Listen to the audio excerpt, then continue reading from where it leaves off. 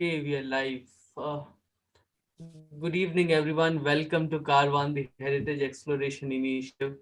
I'm Ishan Sharma, and if you're new to this channel, I would really recommend and highly request you to subscribe to this channel. It's a red button just below this video that you can click on. It doesn't cost anything, but we keep coming up with great conversations around history with historians, with people who are heritage activists and who are into heritage conservations. Today, I have with me a very special guest who has just come out with a book called Delhi, Agra, Fatehpur Sikri, Monuments, Cities and Connected History. I'll just show the cover for all of you. This is the book published by Pan Macmillan India. And today we are going to talk about just the title Monuments, Cities and Connected Histories, and also the perception of history, the gap between popular and academic history, and many related themes. And I'll just introduce our speaker, and then this is not a lecture, but it is a build up to the book that you must get. Because when I read the title Delhi, Agra, Fatehpur Sikri, I thought there are already so many guides, book available, books by say Lucy Peck or Rizavi Saab from Aligarh. They have written about Fatehpur Sikri, Agra. People have written a lot on Delhi. But when I read the book, I found it to be one of its kind, where you have this book where which is interactive in a sense that it gives you uh, a format or a way to read the monuments, to go beyond to to go beyond the buildings, the bricks, to the soul of it, to the story behind and the afterlives of the monuments. So our speaker today, Shashank Shekhar Sinha, is an independent researcher and currently publishing director at Routledge, South Asia, Taylor and Francis Group, and he has previously taught history at undergraduate colleges in the University of Delhi, my alma mater, for almost a decade. And he's a public historian, and we must investigate the term public historian in the conversation itself, because it's always fascinating to the term itself is very fascinating. He's also the author of a very wonderful book called Restless Mothers and Turbulent Daughters, situating tribes and gender studies, and he's writing the recommended reading that various committees of the ICSSR and ICHR, and he has regularly published in academic journals and books as well as popular media outlets. So, without further ado, I welcome Shashank sir, and we'll begin with the lecture, with that will be followed by the conversation. And those who are watching us right now are requested to send in their questions and queries and comments in the YouTube live chat that I'll be reading out towards the end of the session. So, welcome, sir, and over to you. Then I'll join you back after your lecture. Thank you very much, Ishan. Thank you very much. And I would like to thank Karma and Pan Macmillan India for making this platform possible. And it's always a privilege to be a part of this host of so wonderful events that Karma has been doing. And thank you for giving me a platform to share my thoughts. Basically. So Ishan, you and Bharti, I'm particularly thankful to you too for making this possible. uh, I'm glad that you said that. I was thinking that, rather than, having it a lecture, why not have the first part of where I talk about, this thing as a build up to my book, as you rightly said, basically, right? So more than that, so this is a very an unconventional, presentation in many forms, for me, certainly, because I'd like to make some very, very concrete suggestions and findings and argue about them, this is more of, for me, this is more about, some thoughts, some questions, and some dilemmas, which have been, in my mind, and which have been disturbing me ever since I started writing on heritage sites, and these kept me in a disturbed zone. These questions, these dilemmas, and this, thoughts, kept me in a very disturbed zone while I was writing this book, which forms the basis of this presentation today. And it is more about production, dissemination or circulation, and consumption of historical knowledge, especially in a context where there are talks about history needing a greater public connect, and especially in a context of times where there is an increasing gap between popular and academic understandings of history, basically, or academic and popular understandings of history. And I thought, when I got this invitation, I thought, what better than a platform to discuss, these thoughts or share these thoughts than, Karma, which has a significant and very conspicuous presence of, of students, practitioners, and researchers of history, basically. So I thought, why not share my dilemmas and thoughts? And one of those key concerns in this larger trajectory of knowledge has been the habitations of history or historical knowledge between and around two locations. The first location where most of us find ourselves to be is a location which is concerned about the production of academic knowledge, basically. And the second location, where knowledge is produced, basically, academic settings where knowledge is produced, academic or semi-academic settings where knowledge is produced. And second location, which is the monuments, which form an entry point to me and a window to today's talk, which form one of those key constituencies for public consumption of historical knowledge. So, how do we see the habitations of history and habitation knowledge between and around these two locations is one of my key concerns, basically, right? And the interesting bit is, but before I set out to talk about this, basically, let me just briefly, and take a very broad and a very simplistic view. I'm not, I may be lacking, in this section, lacking much in this section, but I'm just taking a very broad and simplistic view of the forums and the ways in which people or the larger public or the non-history public engage with history, basically. So I'm talking about the public platforms. What we have seen in the recent years, is the emergence and proliferation of a number of public platforms, formal and informal, which consume but also claim to produce and circulate historical knowledge, right? And these have been intensified by the digital revolution and the popularity of the social media. So these two feed into each other and complement and supplement each other's in very, very significant ways, in which, we have started talking about. I have noticed the media is now using the term called WhatsApp universities as well, as a testament to the power of the power or a wrong use of power, perhaps, of the social media, basically. And there are a variety of ways in which people seek to engage with history into day-to-day lives. So one is a historical fiction. There are films, there are documentaries, there are television programs, biopics, and serials, around mythology or history or semi, serials claiming to be closer to histories. We see a lot of, very popular Netflix and serials, and also on other OTT platforms. In the last few years, you've also seen heritage walks. You have portals, like yours, Live Histories, which have content related to that. You have blogs, we have websites, magazines, newspapers, and not to forget the post on the social media. Right now, you could be dismissive about them. You could argue about or debate about the accuracy of the information they contain, but they are all there in the public platforms, feeding into several segments or feeding into some spaces or having their own separate constituencies of knowledge.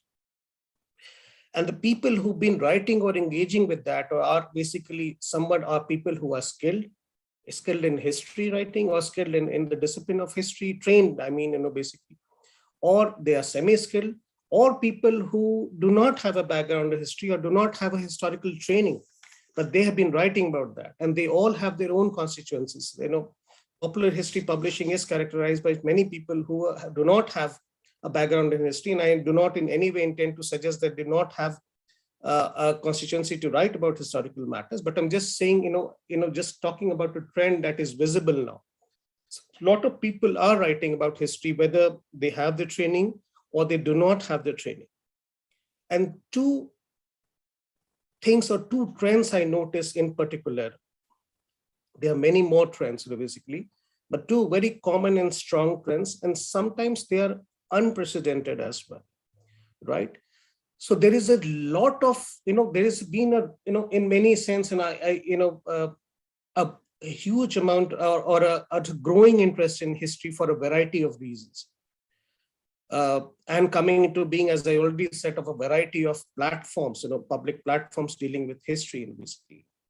And we have the second, very interesting, so besides the growing interest in history, and growing interest in the non-history public about matters concerning history, we also have more than ever in the past, narratives which are being produced by different public platforms, or academic platforms, which are rivaling, which are competing, or which are contesting with each other, right? And sometimes violently contesting with each other. So these are, so these two trends are very, very visible there, and I see those trends, also in the case of monuments, which form an entry point or premise for my, talk today, or my discussion, or the opening part of my book today. And this is, I find it interesting because, as I'll talk about it, monuments in many of all the available public platforms, monuments have a very unique position, uh, for all public platforms that engage with history in their day-to-day lives. It's a very unique site, for which I'll talk about in a while, basically. And this is, all these tendencies come together, as I said, this competing narratives, this monuments forming one of the most critical sites for public consumption of historical knowledge. All these tendencies are coming together, and there's significant knowledge gaps. These are all coming together in the case of monuments, and this is something which I find particularly striking. Particularly striking for a couple of reasons. One is that the direct and intimate connection between heritage sites and history.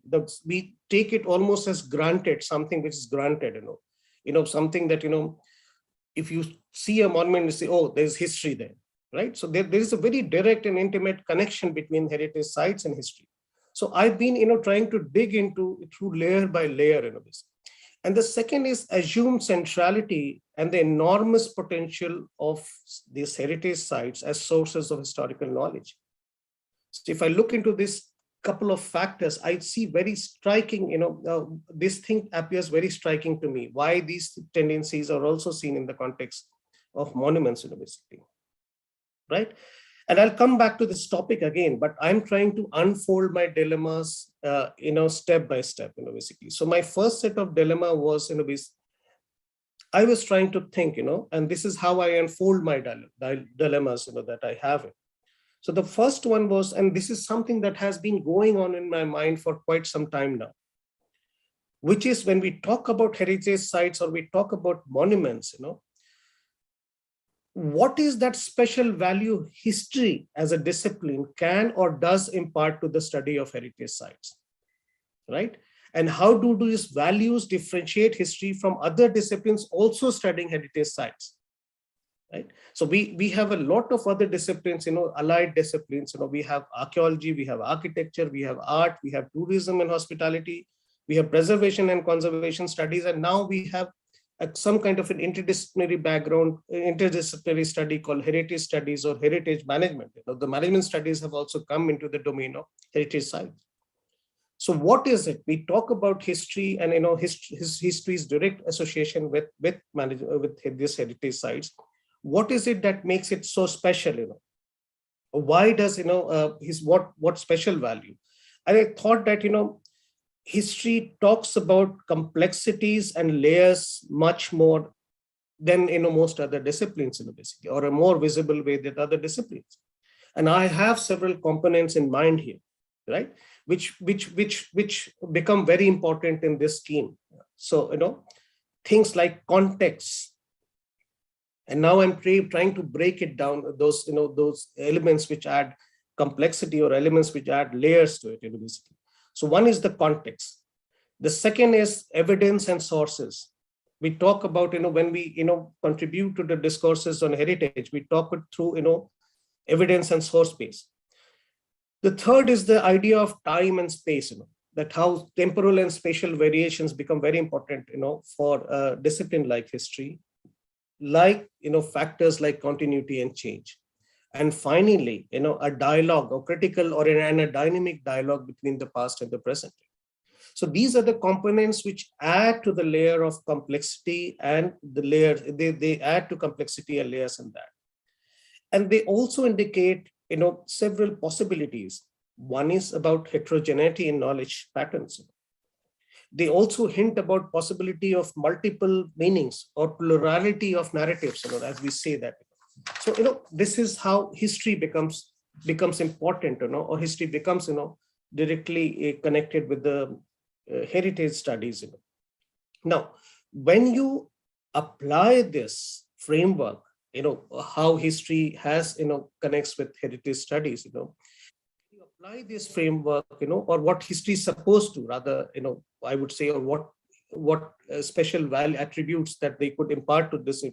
When you apply this framework to the study of monuments, what comes out is a kind of, I always find that what comes out is a very multi-layered and multi-dimensional, very interesting and very intriguing accounts of monuments, which go beyond, builders and art and architecture. These are the two dominant ways in which monuments have got visibility in history writing.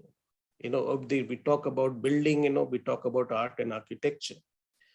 And they play a more critical role in public imagination of history and have a much larger public connect than what we popularly assume, right? And one of the things, and here I come to this unique thing. So I'm not getting into what monuments talk about various kinds, give us various kinds of knowledge about history, basically. Identity, politics of appropriation, cultures, blurring of boundaries, lots of things, divisive politics, violence, all kinds of things, they talk about. I'm not getting into the details of that, but I'm talking about one very unique proposition that only of all the public spaces or public platforms, only monuments and museums offer, right? And this is that these two, monuments and museums, and more monuments than museums because more people tend to visit monuments than museums, they constitute spaces where people come face to face with buildings or artifacts, right? These are very, very unique in that sense, basically, right? And they come very close to the idea of experiencing history as opposed to reading about it, right? Now, interesting is that, therefore, a visit to the monument, is always a very different kind of experience. The depth and profundity of such a visit depends on what kind of a knowledge you have of or around the sites, right? Now, so what monuments become, and what monuments and museums, as I said, become, they, in our day-to-day interactions with history, they are form one of the most tangible sites where you are face to face, and very unique in their own ways, as opposed to many other public platforms. And I have been noticing, and all of us have been noticing, that how monuments and heritage and those complexes are also doubling up as social and recreational spaces in this. So people who are not getting a space in the center, increasing up because of increasing urbanization or building activities, are now, going to monuments. They have been going to monuments for a long time, and they have always constituted spaces which are closely embedded with the social and recreational world of the larger public.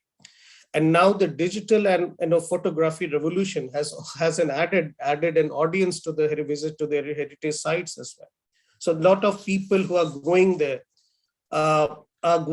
to take photographs of sites or pose with monuments, and somewhere they're all connecting with it in terms of the larger public. They're all connecting with it. I wish to point out a few things, to elaborate this context and to highlight those layers that I have been talking about, right? So and perhaps argue for a need for an extended conceptual framework. So in their description as heritage sites, monuments are repositories of a wider historical and cultural legacy than what we normally assume, right? We don't see them as just physical buildings. And this is where I talk about the idea of layers, right? So they are repositories of a wider historical and cultural legacy, and they have larger geocultural connections, right? For instance, when Qutub Minar was constructed, it was celebrated, as far away lands as Egypt, or how the Iranian influences, uh, shape much or influence much of architectural projects of Shah Jahan, right? So there is a constant borrowing of architects, or how architects coming from Persia, and getting involved in the construction of Humayun's tomb. So there is a lot of free flow of ideas, people, and lot of cross-cultural influences, so which means, they have wider geo and cultural connections. We tend to, limit the study of heritage sites when we see them as pure buildings and talk about only art and architecture. So there's a lot of flow of people, and this is something that I talk about when you mentioned that, monument cities and connected histories. I see there's them a part of larger, geocultural ecosystems, but there is a lot of movement. Cities are coming up, habitations are coming up, monuments are coming up. So there is a lot of exchanges which are happening at multiple levels, and monuments become a part of it. So the idea that they have a larger geocultural connection, right? Similarly, when we talk about, building of Fatehpur Sikri, we talk about influences and movements of, influences from several parts, not just Timurid or, or Persian, but we also talk about Malwa, Gujarat, Dholpur, Rajasthan, and a lot of other influences, movement of artisans, and, so they have a much larger geocultural world. Now, even artifacts or individual or minor structures within monuments have very intriguing histories, right? And one of the things that I was talking about in my India International Center lecture was, about this, just by way of an example, and I'm picking up example for all of this from my book. If you look at the iron pillar, in the Qutub complex, it's situated in the courtyard of the Qutub Mosque. Now, the iron pillar has a public connect. It has been in the center for attraction for two or three things. One is that, as the guides would point you out, that this is a pillar which has not rusted in more than 1600 years. So it speaks about volumes about, or testimony to the metallurgical and scientific achievements in ancient India. And the other thing that they point out, I remember when I used to go there in the 80s, I could see people, standing there and trying to hold their hands back, trying to, hold their hands in such a way to, so that they could connect their hands across the pillar. And if the hands could connect, then it was supposed to bring you good luck. So those were two very important public connects that people had, with that. But to those who try and dig deep, see that it is such a powerful historical signpost. A signpost which has had multiple lives. A signpost which has lives across cultures, geographies, and time periods, right?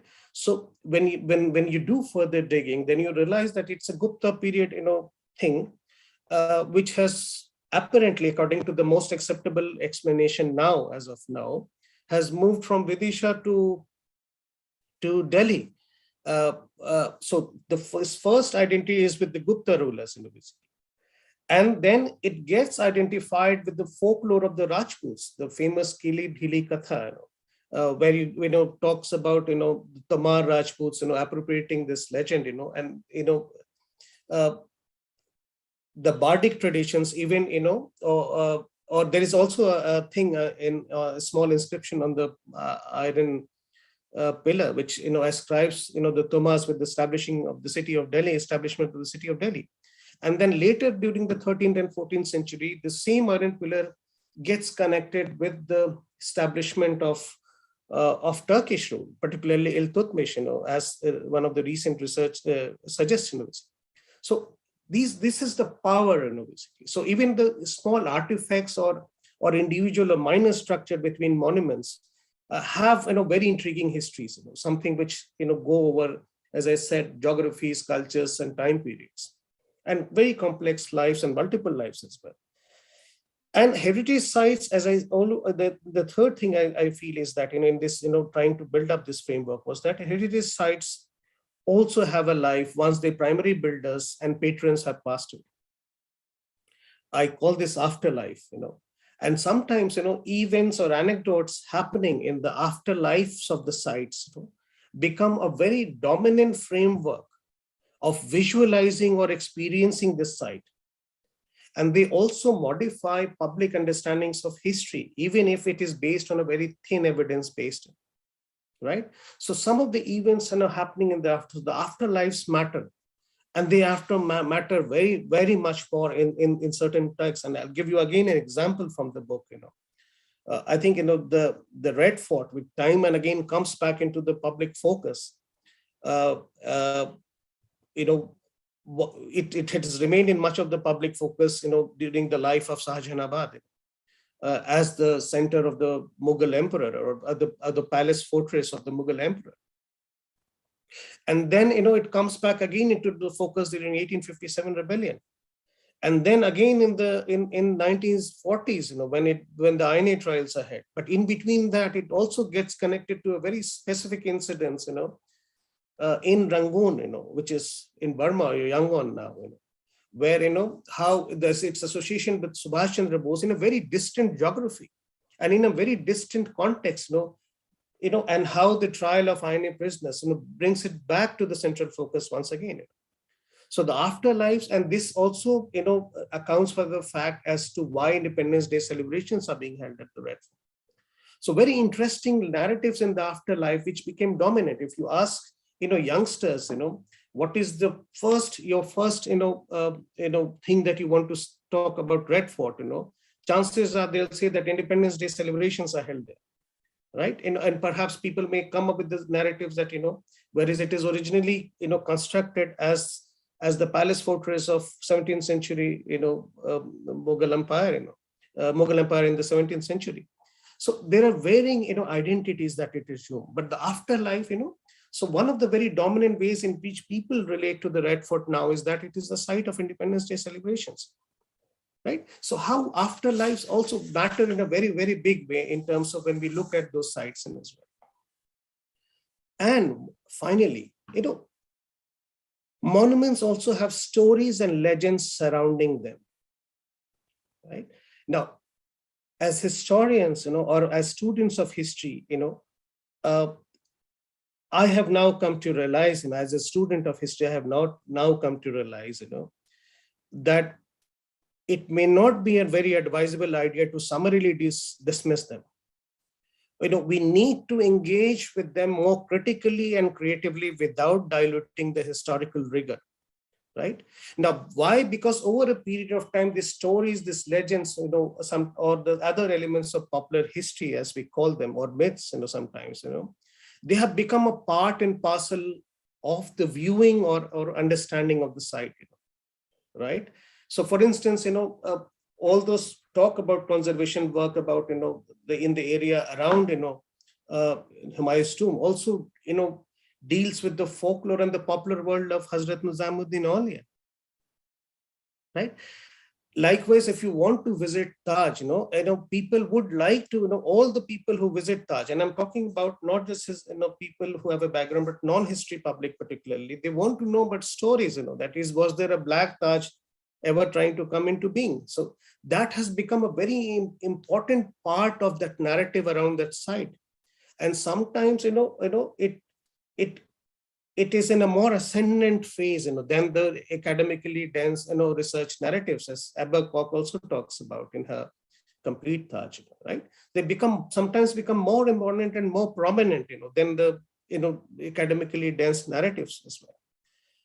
And it is not just, politicians who relate to it, because politicians relate to it in a very big way, these elements of publicite, but also, people, common people or public perceptions, as I talked to, they relate to it in a very big way about this popular elements, so, irrespective of its historical authenticity, right? So, these become a part of this part and parcel of that, basically. Now, having, talked about the centrality of monuments in public perceptions of history and the multi-layered scope in which monuments shape public perceptions of history, uh, I now try to again, share again those thoughts, my thoughts about, what are the kind of knowledge base people have about viewing or experiencing monuments or these heritage sites? What are the kind of knowledge base that they use, right? And a few points I wish to make here, and this is related to two things. One is about the teaching of history, because all people, most of these people, basically have been educated at some point of time in schools and colleges, about the way history is taught, sometimes researched as well, and how historical knowledge reaches monuments. Two things become important to me. As far as first question is concerned, history is taught in history, books is concerned. There are some very, very important works, some very promising works, and works which modify our understanding of the sites. I'm talking about, Upinder Singh's work about Delhi, and I'm talking about, Sunil Kumar's, or, Barry Flood's, or Richard Eaton's work around, which alter, the way we see Kutub as well. Right. So there are some very, very prominent works and very promising works which significantly, modify our understanding of the site, as the way we used to, understand them, say, some years back.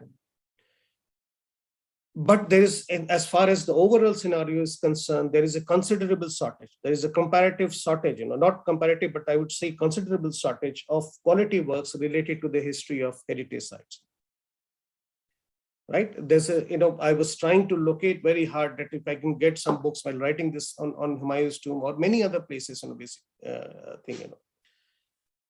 I was also surprised by doing this book that how limited use of the larger potential of heritage sites, we use in the teaching of history. I have been involved with the teaching, for some time, and I can say with some element of certainty that in college teaching, these are not very commonly used tools, visits to monuments or sites, or explaining their context, or those field trips to those monuments.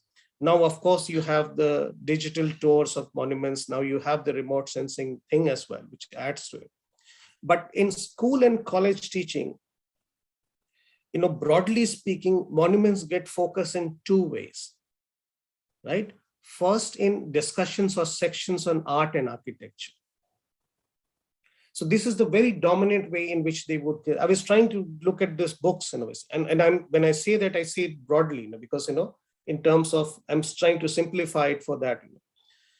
And the second is that I was seeing that monuments figure in when you are talking to about a context, where you're trying to illustrate a historical personality, or an event, or a time period, right? So if you're talking about the British rule in Calcutta, then there is a Victoria Memorial.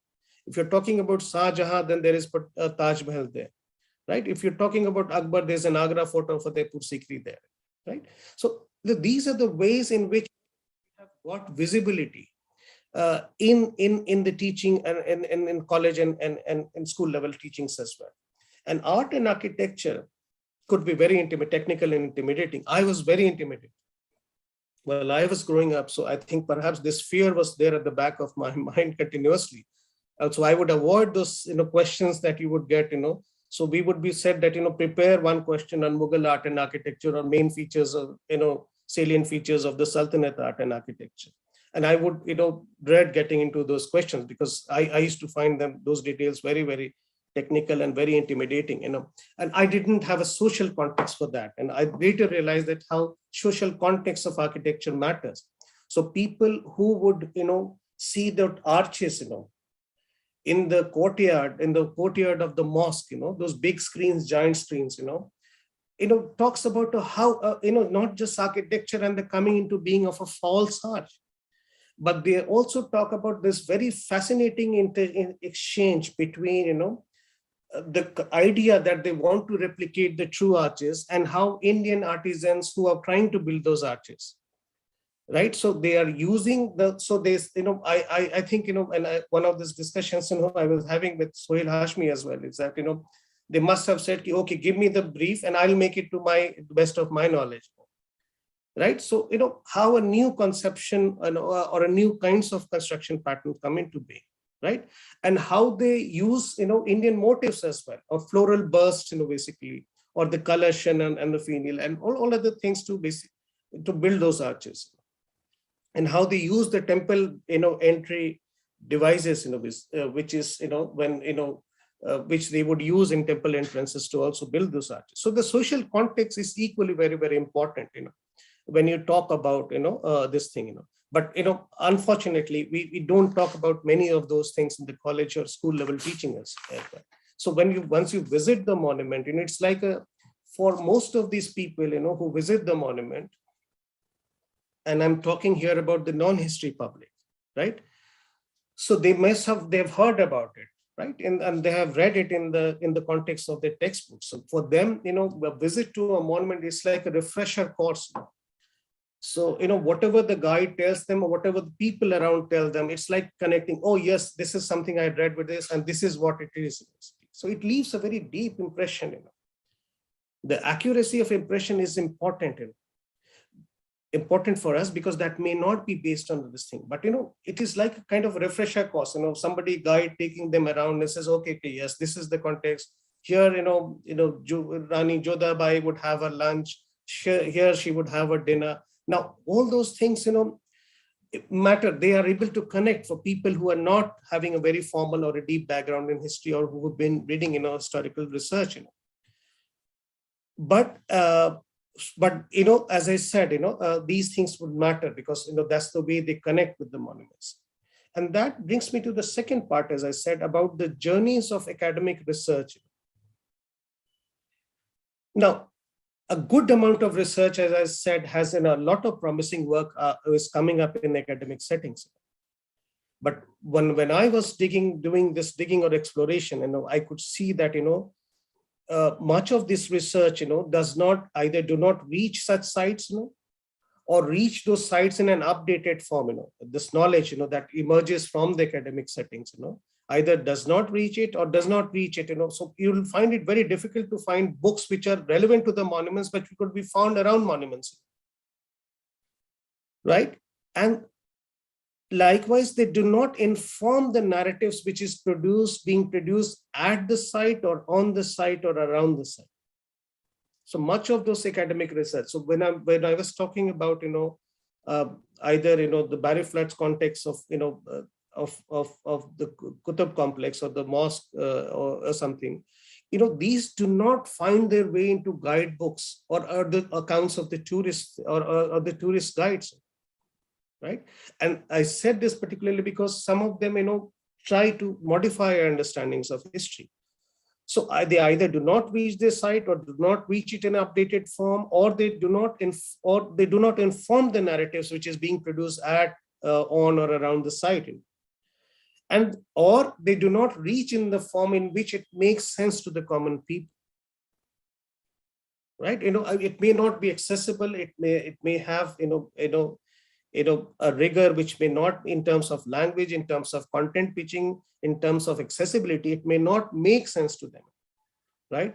So there is a greater reliance on public platforms where, short or, knowledge capsules which are being offered in public platforms or travel websites become important to them, or something that they read on WhatsApp or something that they do by way of Google search becomes important to them.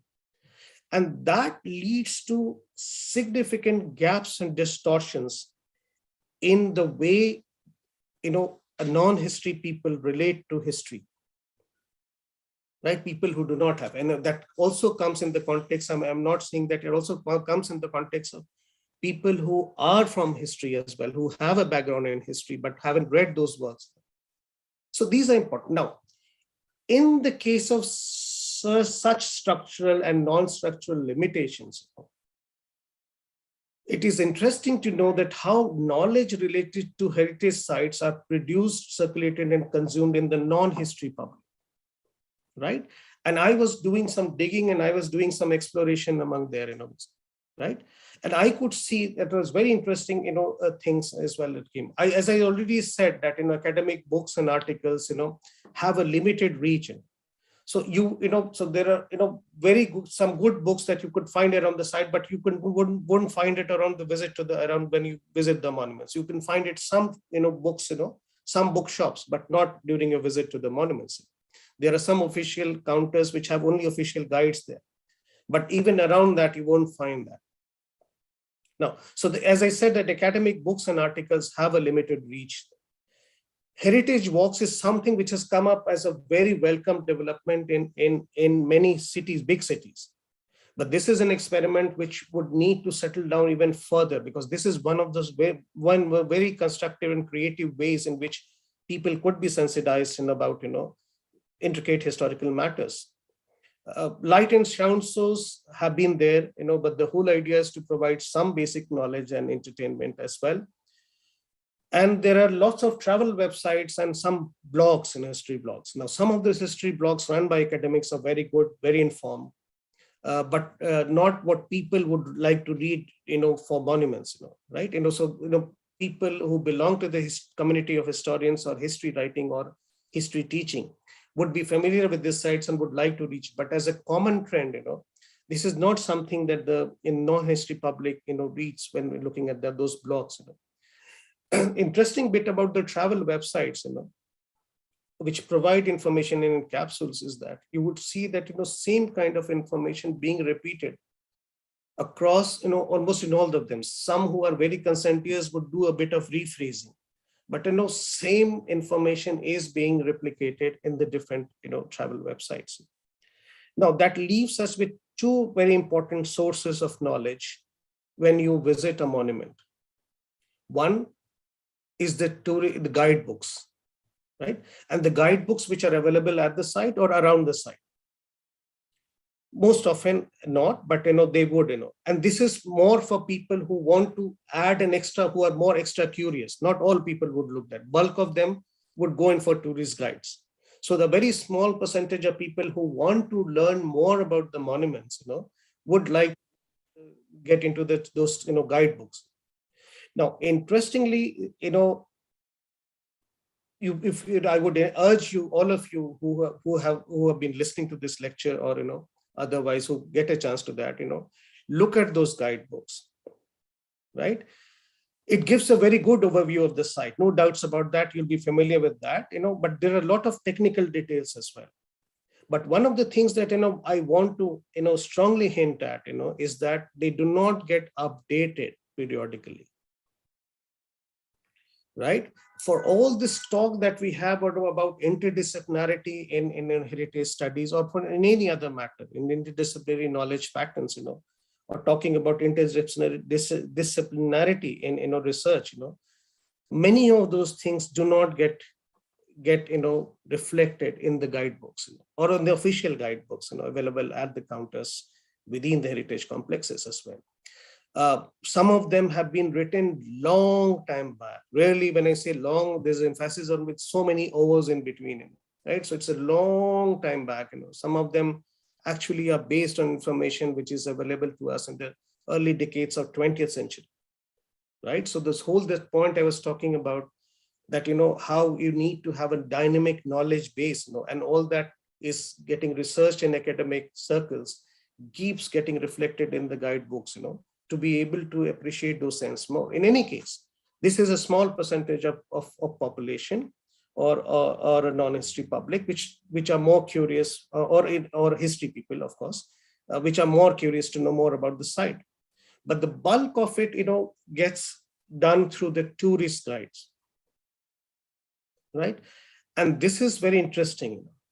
Now, there are obviously some good and well-read tourist guides, some individuals who do that. But for bulk of them, there are things which are complicated, right? Now, bulk of them are trained, not by professional historians, or they do not are trained by, they are not always by trained historians, but trained historians feature in by way of guest lectures. right? The bulk of them get trained at travel and tourism management institutes or by lectures in ASI that conducts them. Now, important part with those tourist guides is that, their objective is also different. Their objective is, two of the key objectives is basically to provide an interesting as opposed to an accurate narrative, right? So if you go to, Fatehpur Sikri, they'll also tell you about, tunnels that Anarkali would, use to escape, thing. And a lot of, stories about, there's a dancer named, Zarina who, curses, Fatehpur Sikri, and there's a shortage of water. So lots of things that they're there. So the idea is to provide an interesting narrative, not an accurate, right? And an enjoyable experience too, right?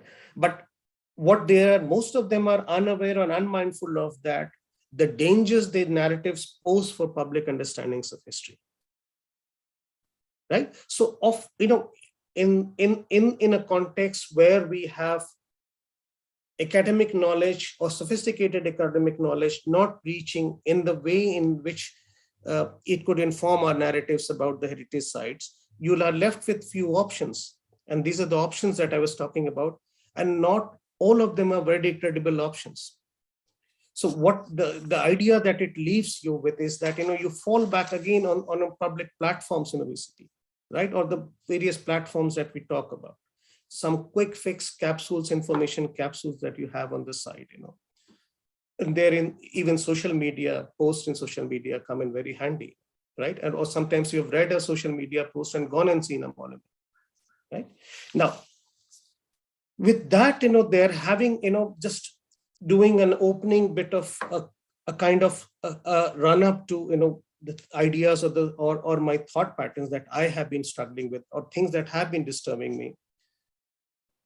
I always talk about stories in all my sessions, So I'll come to the story session now, and I'll talk about 3 stories, right? And since it is a story where many of our participants would be from Delhi, these 3 stories are set into different locations. And these 3 not only different locations, but different time periods, and different, perhaps related to different geocultural settings as well. Right. And all this, stories would tell us about, a couple of things. One is about that layers and complexities that we have been talking about of not just formation of knowledge, but its transmission and eventually consumption. It talks about the gaps between academic and public understanding and understandings of history. And it talks about, the complexity in understanding of heritage sites, and that how history could be an important tool there. My first story is about, Quwwatul Islam Mosque, right? And I deliberately want to take up some, stories which are, some which are common, some which are not so common, just to, see the intensity or the variety in that. Now, most historians feel that, it's a corruption of the word called Quwwat Islam, which is, so Quwwatul Islam means might of Islam, and Quwwat Islam means dome or sanctuary of Islam, right? So, so it's a corruption. It is said that, a corruption of the word Quwwat Islam, al-Islam, which means a dome or sanctuary of Islam. So if you see, the meanings have changed completely.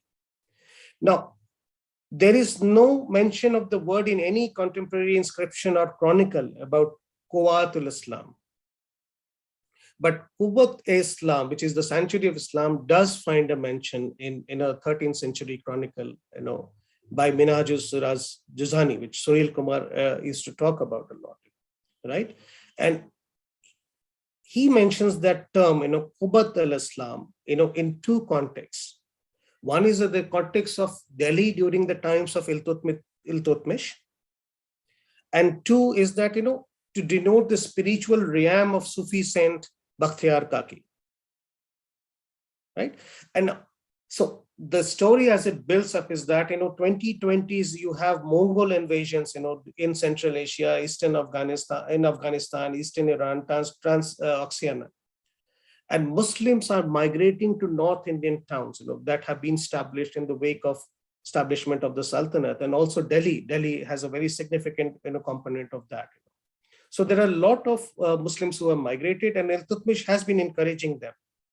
And it is said that under him, Delhi has emerged as some kind of a keeper of the Islamic faith, or a dais of the Muslim community, or a sanctuary of Islam in the Eastern world, right? So therefore, the term that is used is Qubat Islam, or the sanctuary of Islam. Now, when does it get corrupted to, when exactly does it get, when Quwat al-Islam, or the might of Islam framework takes over, we do not know. But we, because David Lillywelt and Sunil Kumar suggest that in sometime in the 19th century, right? David Lillywelt talks about how this term was already in use when Mirza Sangin Beg wrote his Sairul Manzil, and this is in 1819, which is a very comprehensive account of historical and Quranic inscriptions of Delhi. It was also in vogue when Karim Khan Zarzari's Persian manuscript, which is related to the survey of the world, was published in 1845-46. Sunil Kaur would not normally attribute it to Sayyid Ahmad Khan, and his work in Urdu, Asar al-Sanadid, which was first published in 1847, and then 1844 in a second edition, 1854 and 55. Right. So that time, and Sayyid Ahmad Khan uses, this Quwat al-Islam mosque thing has, been there in all these three things. Sayyid Ahmad Khan, has a particular association with the popularity of this term, because he uses three terms: Adina Masjid, Jami Masjid, and Quwat al-Islam. And the last term, Quwat al-Mosque, struck, and it has two things, basically. One is that it was very, very consistent with the popular, constructions of the Qutub Mosque, that it was, temples were destroyed, and this thing, Qutub complex, came up. So it was a sign of victory, right? So it was sign of a might of Islam. So it was very congruent with an existing popular narrative, which is about, it talks about the might of Islam, or how the, ascendancy of the Islamic thing. But it also, got huge support from the early colonial officials and administrators, who were very, very keen on, establishing this divide between the Hindus and the Muslims for, for strategic purposes. And how within that there was a component which came up that Muslim rule was violent, and how the British brought in a concept of law and order. Right. So it got, this new concept of Quwat al-Islam also got supported. I think in 1870s, what they did was a plaster of Paris replica was made of the pillars of this thing, and it was sent for an exhibition in Kensington Museum, which later became known as the Indian Museum. And they wanted to show give us an idea about through this exhibition about how they brought law and order, and the idea of violence that was the narrative that went along with it, that how violence characterized the building of that mosque. In any case, Sayyid Ahmad Khan was associated, had come in the European influences, particularly positivism, and his work was, taken as factual. And, because of his proximity with the Archaeological Survey of India people, his work started getting reproduced on the later reports of Archaeological Survey of India. It came into being 1871. Before that, it was existing as some kind of a collective, and also being reproduced in the journal Epigraphica Indo-Muslimica, and then later informed J. Pages, which forms Pages, excavation and inspection report of 1920s, which forms the basis of the current guide, is basically the book that we have. And also, it also informed the early 20th century guidebooks on Delhi, wrote by Fansave or Horowitz or Gordon Weasley. So how you see a particular narrative gets reproduced, right? And this framework was also used in the post-partition phase by nationalist historians. So, a Hindu India versus a Muslim Pakistan, and how that narrative got, replaced. I'm reminded of my own work, earlier work on witchcraft, which is very interesting, which also has certain commonality, which is that, when the British, during the late 19th, early 20th century, there is an idea which is going, and there are a lot of things which are coming to fore. So there's ethnography, there are anthropologists, there are people who are, Christian missionaries, they're all coming to in tribal areas. and they're trying to, document the knowledge patterns that they have, either translating them in different their own languages or trying to document them. In the process, what they're trying to do is they're trying to collect information, about witchcraft as well, right? So what happens that, a lot of traditions, lot of things which were available by way of oral traditions and by way of very scattered narrative, begins to get centralized, and what emerges as a board as is a body of knowledge, right? And in this body of knowledge, they infuse their own ideas, European ideas of witchcraft. And so what emerges is a very different conception of a witch. I'm digressing a bit, but I'm just trying to say how a body of knowledge, and that becomes a standard reference to all later constructions of witchcraft. So any administrator would like to go to an area, he would read that, and that knowledge base was reproduced in the gazetteers. So this whole or into administrative reports. So something that has been documented is being reproduced. And so the politics of circulation of this knowledge has a wider political implication as well, and wider societal implications as well. So how, this narrative that was, carried forward on Quwwatul Islam also begins to inform other later day, narratives. And what becomes is now you have a plaque there which talks about, which says it, as a Quwwatul Islam mosque, basically. My second story is, while this was set in, partly in the Sultanate period and partly in the 19th century. My second story is about 19th century, with different characters and a different site. I'm taking you to Agra Fort. For some of you who have been to Agra Fort and have been to, this is a story I have told in earlier occasions as well. This is a very interesting story, and this is set in Agra Fort. And for some of you who have been to Agra Fort and have been to Anguri Bagh complex, you see there is a tucked in small corner between Jahangiri Mahal and so between the structures which are attributed to Akbar and the structures which are attributed to Shah Jahan, there is a small thing called Shahjahani Mahal, what popularly known as that. And tucked in small corner, it would require you an effort to go and see there, is a glass chamber which contains a gate, right? And when you look through that, or when you look at the plaque, it says two things. There are two plaques side by side. I wish I'd shown the photograph, but I had shown that photograph in my earlier presentation. One which says Ghazni Gate, and the other which says they both stand side by side, and the other which says Somnath Gate. Now, let me play a spoiler, right away, right at the very beginning, and not get into, build the mystery. It was not Somnath Gate. It was the gates of Ghazni, which were, uprooted from the tomb of Mahmud of Ghazni and brought here.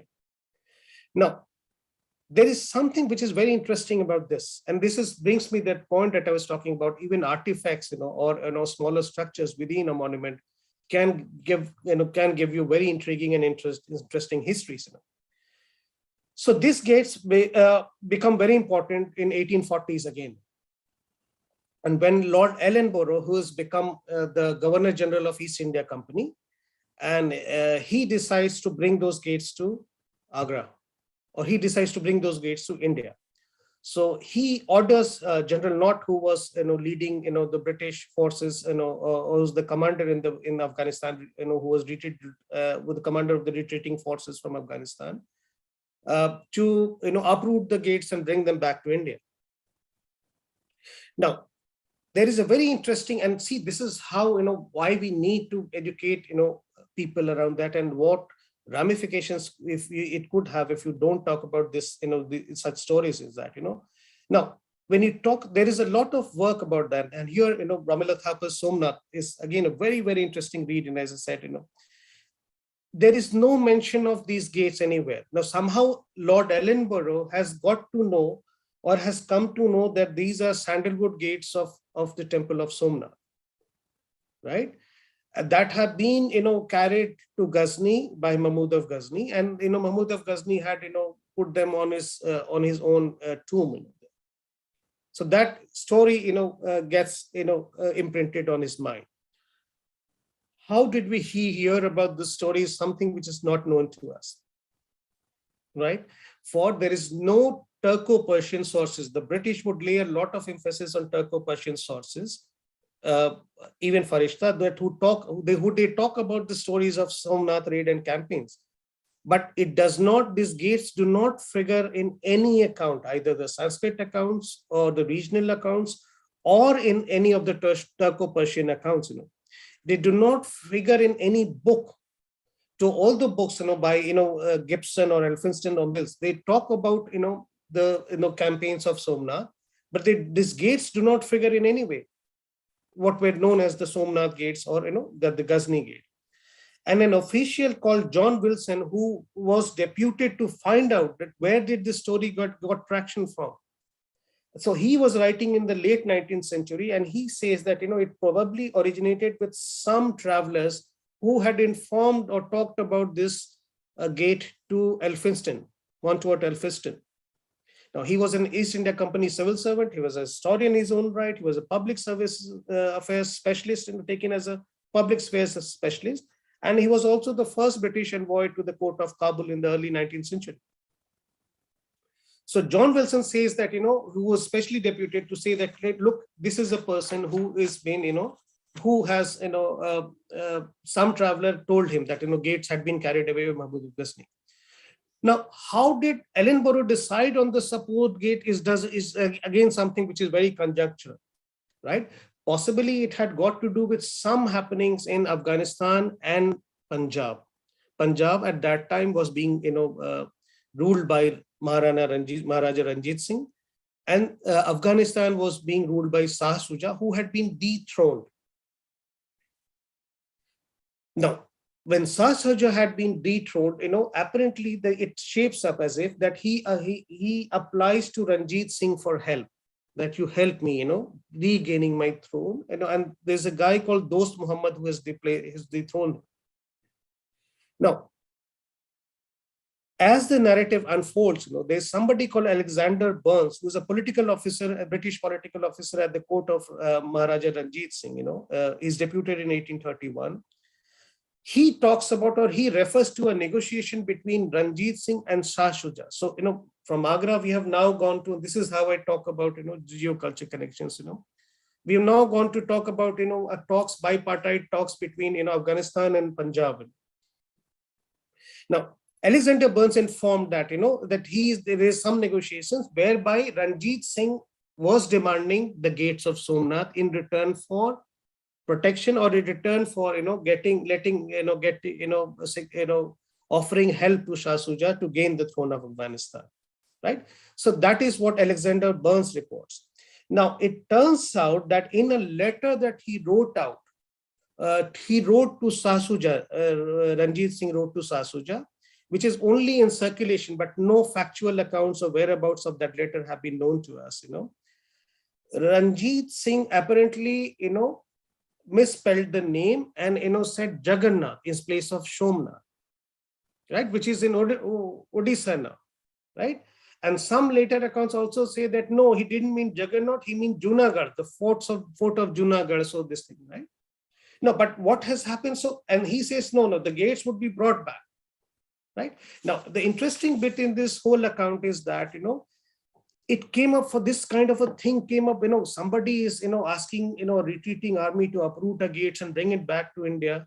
It came up with a huge debate in the House of Commons, British Parliament as well. Right. And there were debates being raised whether, Ellenborough is more motivated by religious prejudices than national sympathies.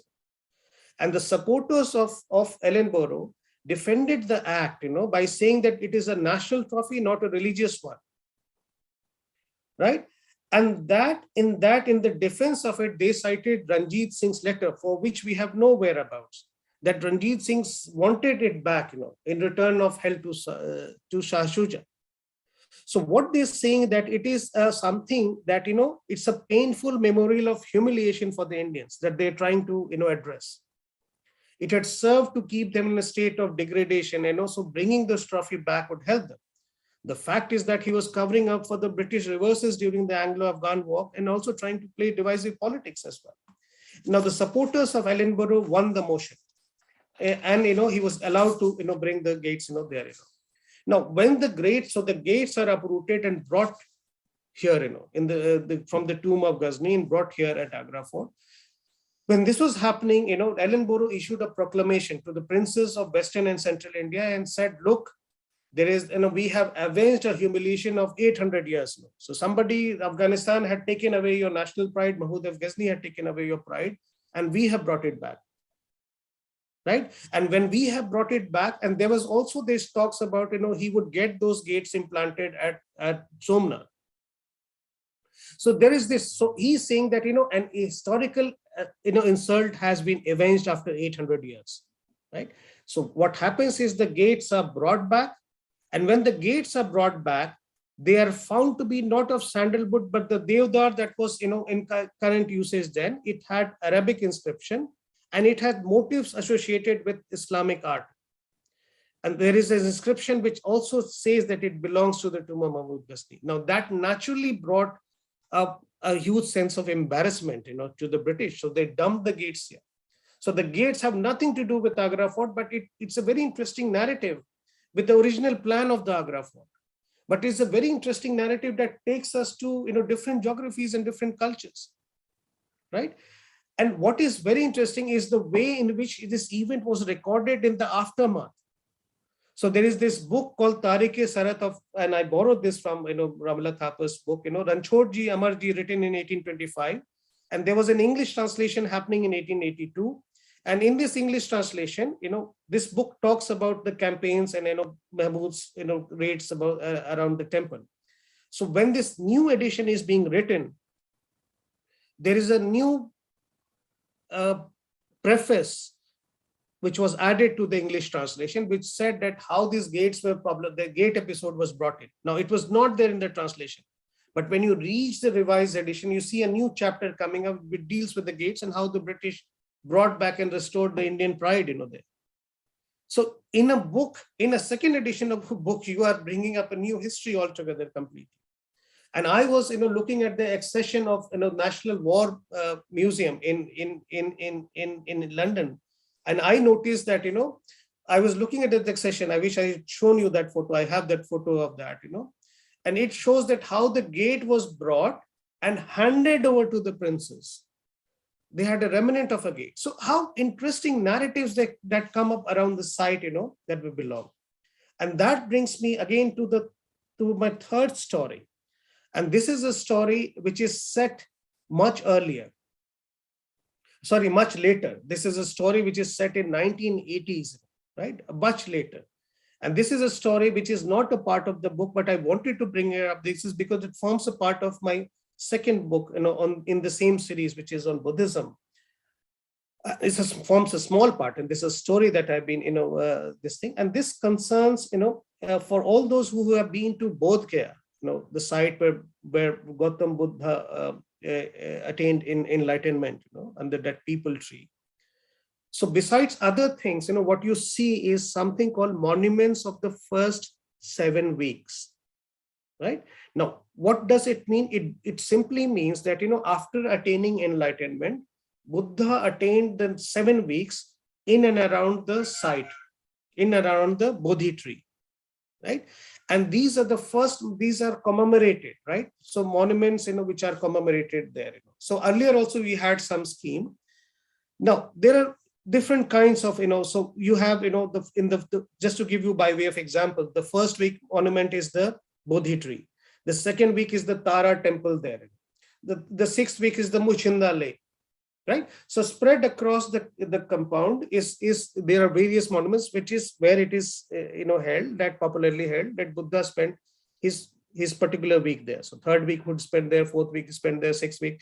And there is a seventh, week where he stands under a Rajyatna tree.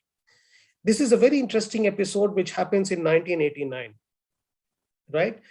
That one of the superintendents of the Bodh Gaya temple committee was trying to remove a historical pillar. It came, and he was trying to remove the historical pillar because it was coming by way of an obstruction for people who come here to offer, the Shraddh, right? So it's coming it was hindering the tourist flow of tourist traffic, effect, smooth flow of tourist traffic.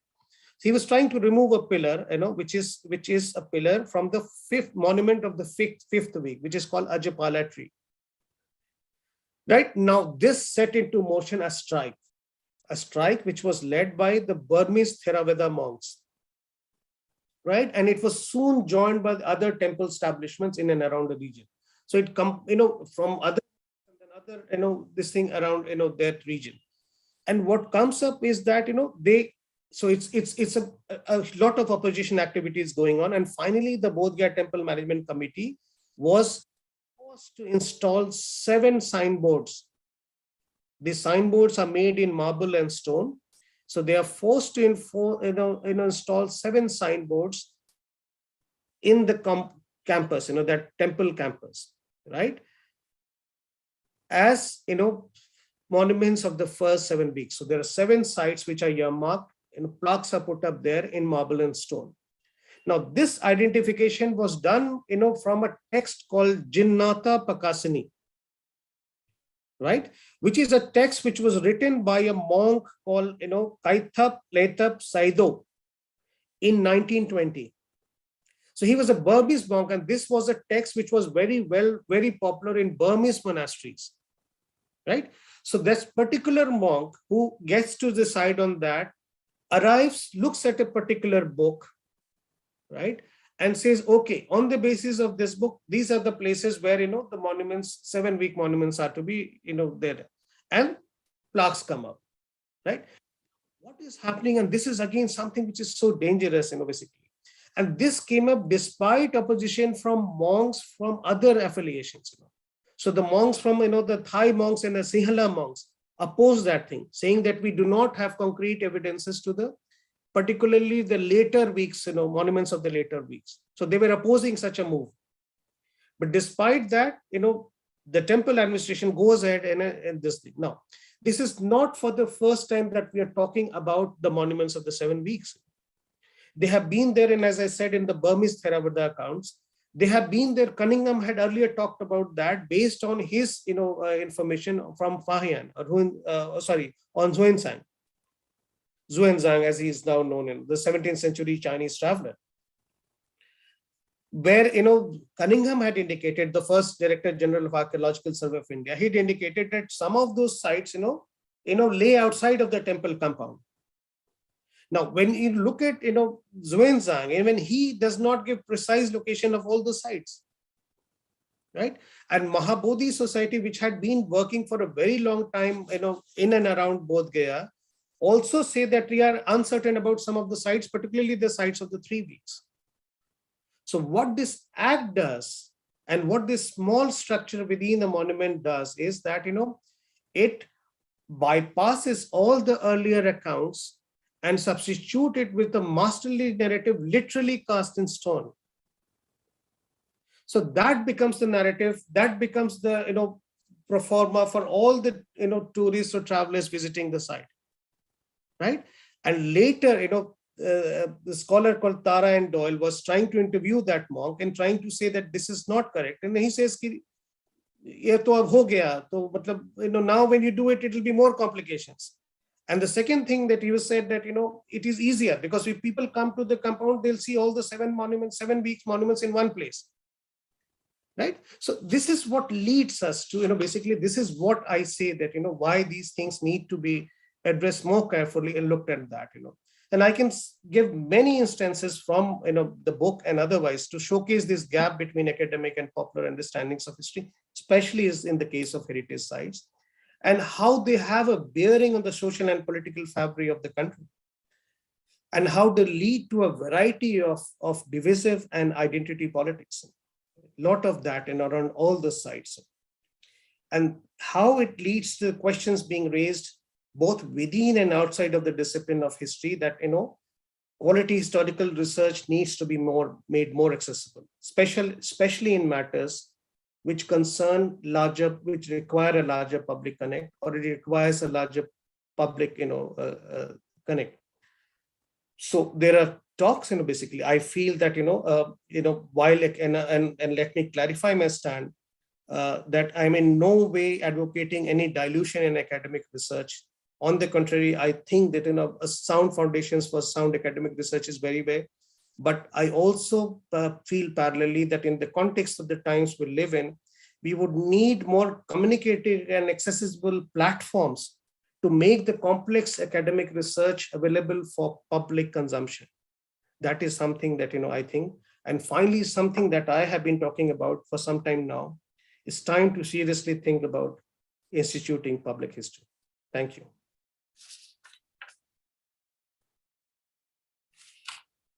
Thank you so much, Dr. Sinha, for that wonderful uh, discourse and lecture on the importance of public history. And um, I would like to just say that Carvan, we are trying for the last 3 years, we are trying to bridge that gap between academic history and public history, and we are trying to connect the scholars with the public. And we will continue to do that, and however time it takes. Thank you so much for. I was making so many points while you were saying, and because I was not sure of questions, because you have already have dealt with so many questions that I had for you. One such question was the concept of connected histories, which was developed by Sanjay Subramaniam in late 90s. Uh, and you have shown that how these 6 places in particular and these 3 cities are connected, Agra, Fatehpur Sikri, and Delhi. And I think I'm really excited to see the other books in the heritage series. So let's start with that. Can you talk about the concept of this magnificent heritage series, and what kind of monuments will be covered in the next books in this series? First, just clarifying a bit about that connected history bit,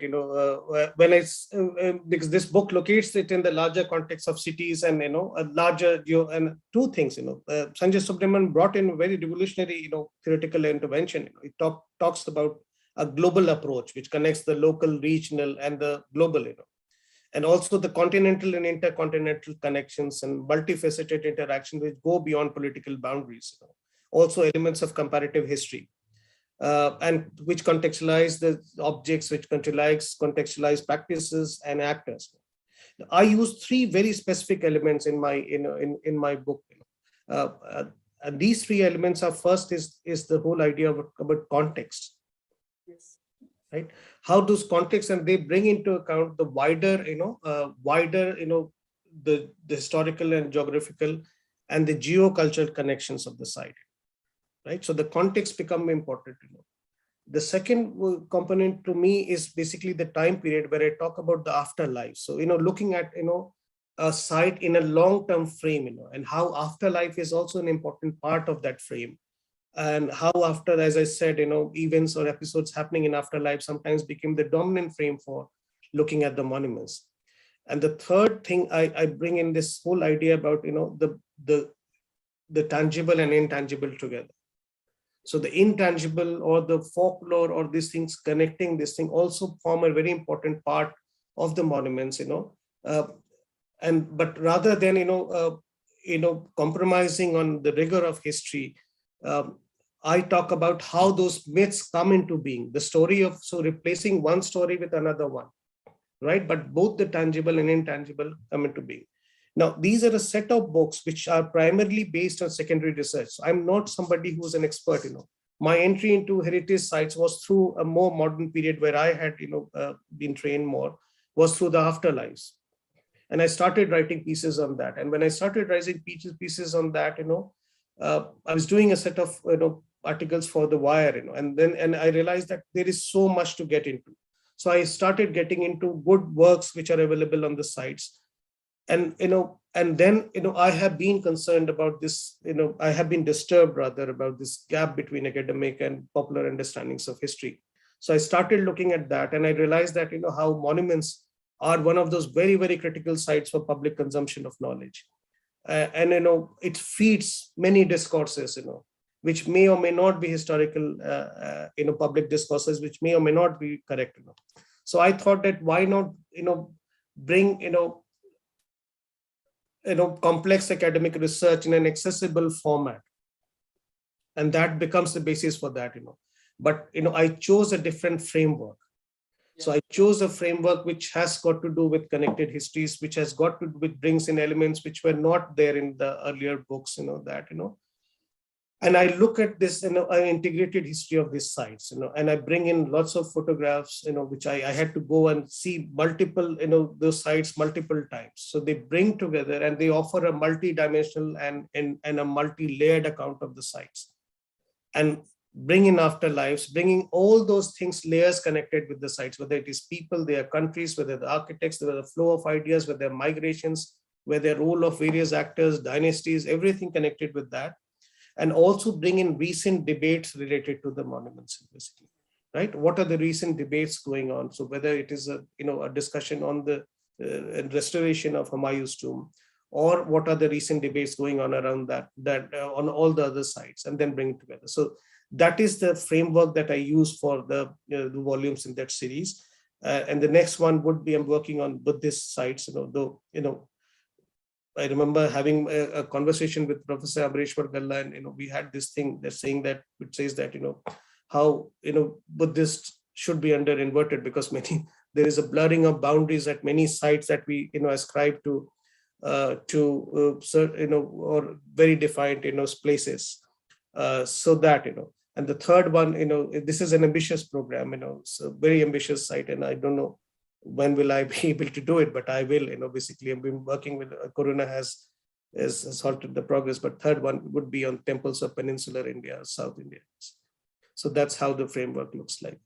But I do it with I'm being very, very conscious about. So the content is one part, but I'm being very, very conscious about the fact that how do I package it, Yes. right? So it has to, I provoke people, to read those, things. So there are elements called trivia, and when you enter a chapter, there's something called do you know, and then it leads you to certain projection. But when you end the chapter, you have key insights, which lead you to, which kind of those things. So there are a lot of reader friendly material that I use, to provoke the readers, and give them a sense of that, and also give them a sense of independence or autonomy, as to they need not read the whole book, but they connect. But my idea is to encourage them to at least be familiar with that. I don't take any positions there, but I encourage them to read, something what I call a critical, reading, at least a minimum. There could always be, one could always better that. And I can stand criticized for many things, for making not many things, but my idea was to bring in a critical resource there, so that it serves as a basis of a more informed knowledge, and you take more informed positions based on that, do you more research or things like that. So that's the purpose of. No, I'll read out a certain section of the book which I think makes it kind of unique. The portion of how to read this book. And for those young people who are listening to us right now, this is for you all, because young people nowadays tend to read books less and do Instagramming more. So breaking that stereotype, I think young people will love this section. So the book is divided into three parts: a substantive prologue, which runs to 17 pages, if I'm correct, about the six UNESCO World Heritage Sites, including the Qutub Minar, Agra Fort, Humayun's Tomb, Fatehpur Sikri, Taj Mahal, and Red Fort, and in the context of the rise of three imperial cities related to the Delhi Sultanate and Mughal India. Then there is a detailed introduction, I think about 70 pages, more or less, which discusses the larger geocultural and historical context in which these three imperial cities came into being and how their settlements and monuments developed. And there are six chapters on individual World Heritage Sites. So you can choose, depending on how much time do you have to dwell into the past, to how to go about the book. So, if you have enough time and want to get a comprehensive idea of the larger geocultural and historical context within which the three cities and these monuments developed, then you should read the complete book. But if you have less time, want to know more about the six UNESCO sites and how they relate to three imperial capitals of medieval India, then read the prologue and the six individual chapters. If you have still less time and want to learn some specific sites and their builders and their times, then read the chapters along the relevant portions of the introduction, which is monuments, cities, and connected histories. And the introduction follows a chronological framework, and all the headings are clearly laid out. If you don't have much time and want to know only about a specific site, then just read the individual chapter connected with the sites. And the individual chapters are designed to be self-sufficient and standalone resources. And I think this makes this book one of its kind as of now, considering the fact that we have read quite a lot of books on Delhi, on Agra, little less on Fatehpur Sikri because you know, books cover them with Agra. Uh, it starts with the one myth that is the name of how the name of Delhi derives itself from Dhillika or Dhilli, and the iron pillar. And a myth that I was talking to somebody, and he also said to me that some politician said in the parliament, that Shahjahan ने labours के हाथ कटवा दिए थे ताजमहल बनाने के बाद. So, what is your take on that myth? You have written a lot on Taj Mahal. So, how do you see that myth? Because that is also a very popular perception among people. Two things. One is that it's interesting you mentioned that, because I had received a mail from something, a news which is called News Checker, Fact Checker, right? Which talks about how certain things which are in circulation are not true. And I have a paragraph. I remember that because I did it only yesterday. So there's a page towards the end which says that how the myths, how the legend of Black Taj and other myths came into being, which talks about all the myths in that. Now I have a feeling that there are two things which are very, very important here. If we are summarily dismissive about myths, then that may not work in the context of the times we live in. Basically, you need to engage creatively, but critically, without diluting the rigor. So, as in one of some of my earlier presentations say that, rather than talking about, and then I'm coming to your question just now, but before that, in one of the earlier presentations, I actually said how the story of Black Taj came into being, right? Rather than just saying that how this story. So one person comes and visits and says something, other person comes and visits and then adds a bridge between the two Taj. Third person draws up a picture, and fourth person. So it keeps adding up till the time that it becomes so big that the ASI has to have excavations. And when they excavate, then something else comes up. It's two Taj Mahal united by two Charbags. One at the Mehta Bagh being the later one, this in the excavation. But coming to myths, I think that there is no mention whatsoever in any of those contemporary accounts or even accounts. One of the things I noticed that the accounts maintained by Europeans, they are very, very sensitive to things which they can use to criticize the Indian rulers. So lots of side stories which we see feature in very extensively, on those accounts. There also you have no engagement, no afterwards. So there's no this thing. But I think as Abba Cox says, this kind of a narrative forms a part of many cities, not in England, Ireland, and China, many other parts of the world. This kind of a narrative, when you build up grand structures, these narratives, these popular histories come into being. But when you look at the tourists, when there are two versions of this myths, when you hear it from tourist guides, and all of them would like to say that one version is that he either chopped off their hands or dropped them into the dungeons of the Agra fort, basically, and they or blinded them. The second version, the less violent version of the myth, is again with some tourist guide. It says that Shahjahan had paid them very handsomely. And again, this is again these two narratives which are not supported in any, as I said, any historical sources. But these are popular narratives. Shahjahan had paid them very handsomely and had agreed them, got them to sign a deed, so that they cannot do further such work, replication. So that means, if you're buying somebody's labor, then as good as cutting their hands so that they cannot work again. So these are very interesting popular narratives that they come up.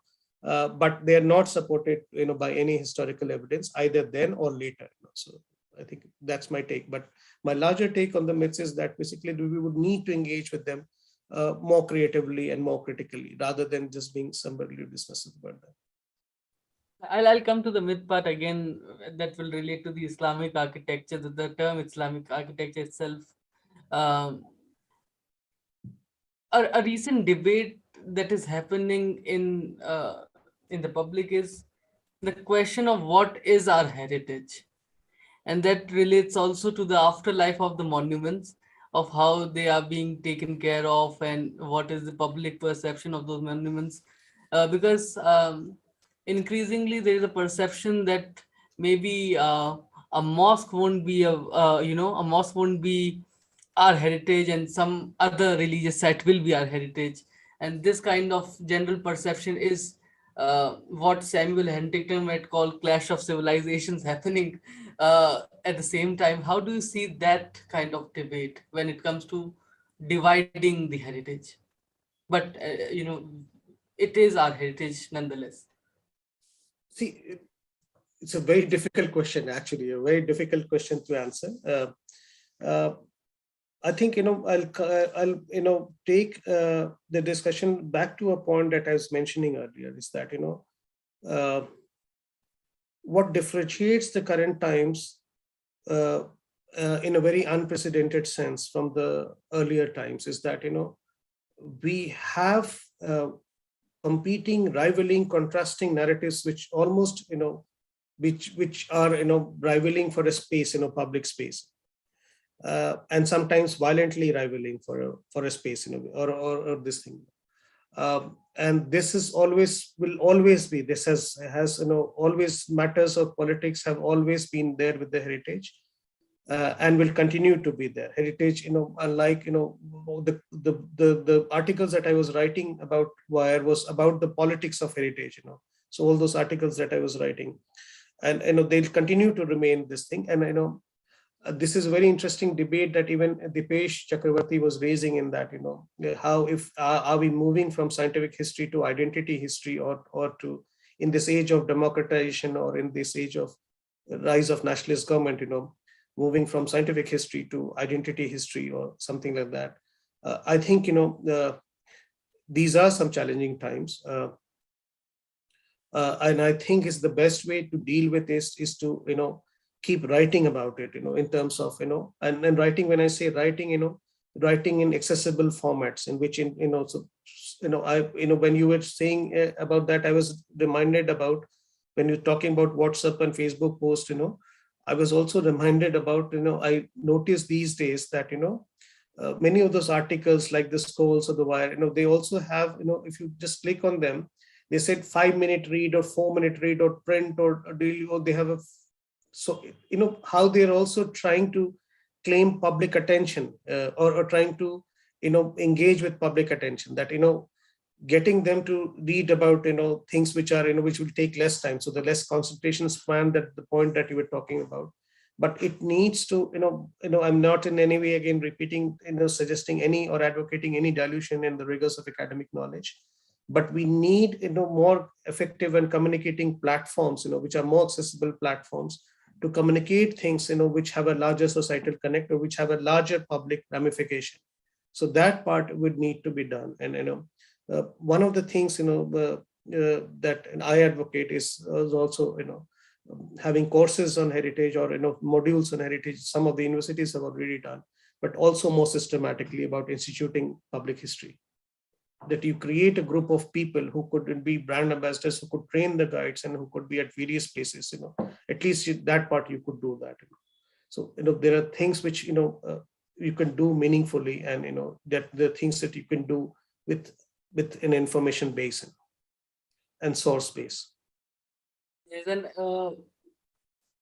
as a student myself of arts in during my 12th and history at graduation level, what I found was the lack of, now we have a lot of heritage walks in different cities, but 5 years ago there were no heritage walks, not even in 2019 or 2018, just before the pandemic. Now they've started it again. And uh, And this also has led to a huge gap between scholarship and public perception of history. And as you said, it is a good time that we start those heritage walks, and that we start making heritage ambassadors who will, maybe voluntarily take a set of people to different monuments and prepare some script or something, talk about the monuments, or even have conversations, maybe sit in a group and at a heritage site. Lodi Garden is a very good place, the nursery is a very good place in Delhi. We can just sit and relax on a Sunday evening or Saturday evening, talk about history and talk about these monuments. Such events must be done for public at large for very less price, or for free. Like bring your own food, bring your own books, sit together, talk about history. And we can certainly do that. And now I'll come to the question of the myth. You I think in the first chapter itself, you also mentioned, you mentioned about the Quwwatul Islam Mosque and the architecture at Lal Kot, Mehroli, which you also questioned that did it represent the clash of civilizations. The problem with the term in Islamic architecture is, the characteristic features of that architecture will have some Romanesque features, like the arch is Roman. You will have a kalash also. You will have a mango leaf represented, which signifies Hindu iconography. So, how do you see this intermingling of cultures in these three or six UNESCO sites that you represent? Uh, uh, I remember, I think I've used this same thing in the introduction bit, that, and again in the Kutub chapter, I think, and I say that how it is wrong to use those frameworks called, clash of civilizations or clash of cultures, because, identities were never so monolithic, in the times that we're talking about, so there were strands within that.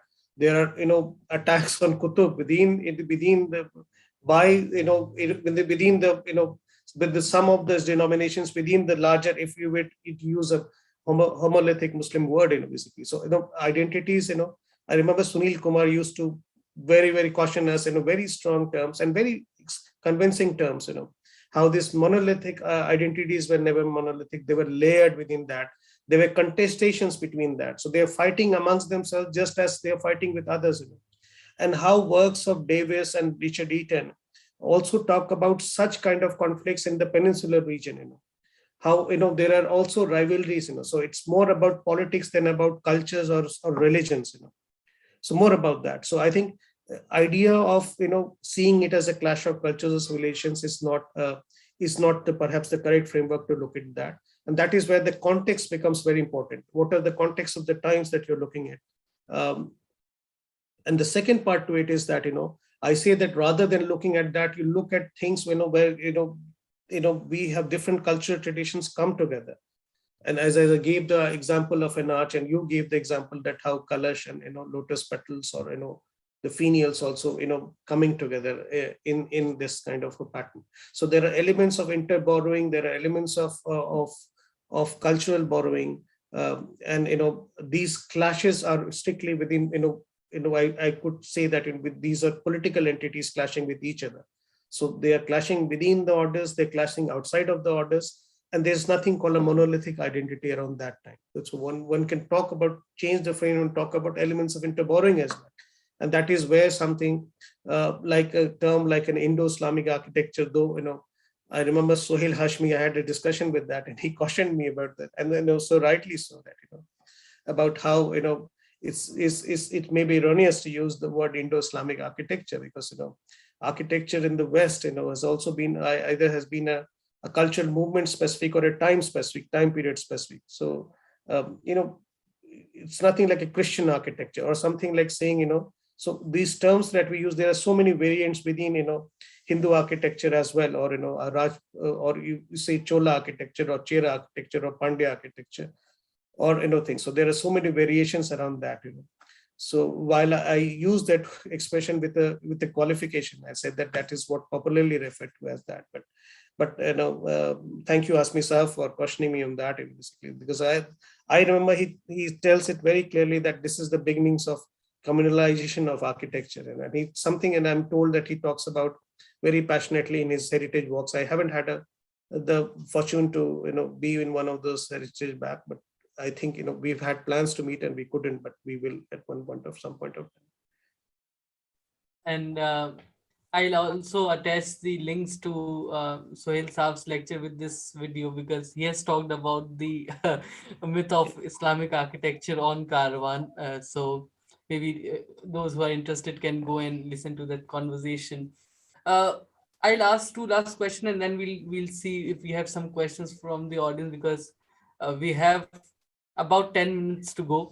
Um, so my last question is, because I was also visiting Lucknow for some research of my own a few days back. The afterlife of the monuments that we are discussing, the monuments are clearly suffering. The organization, the government institutions, the bodies that are taking care of, are not really involved in the process of restoration, if you can say. Some people recently pointed out the restoration of Jama Masjid using the Portland cement, uh, you know, by the authorities, whoever was doing that. Firstly, the how do you think is the afterlife going for those monuments? Secondly, what were the challenges of being an independent researcher, um, and how was the research like? Two different questions, and let me try and answer them one by one. Uh, First, about this afterlife, I think it's a, to me it comes across as a very big framework. I have been talking about this in the last 3-4 years, about at various public and platforms, and my writings and in all my essays, that I have a special section on the afterlife now. Uh, there are lots of things that have happened in the afterlife of the monuments, and some of which seek to challenge the original conceptions of the monuments itself. You don't know, like for instance, and I talked about the monuments of the first 7 weeks in Bodh Gaya. Somebody, they completely challenged the narratives, basically, which were set in 100 years earlier, or replacing with master narratives, with one master narrative. I think there are a lot of complications there with respect to the different stages in which the monuments are in, at different stages of this. Somehow it all depends on how well they conserve they are, how big they are, how much revenue they get, and how much high profile and visibility they attract. So that becomes, because there is a problem with resources, there's a problem with technology, there's a problem with personnel, uh, there is a problem with, and also uh, treating monuments as and one of the things that I have been trying to advocate is that how do we want to write them into history, like more about monuments. You write about how it's there is an assumed centrality, but there's not a lot of good work that you have on the monument.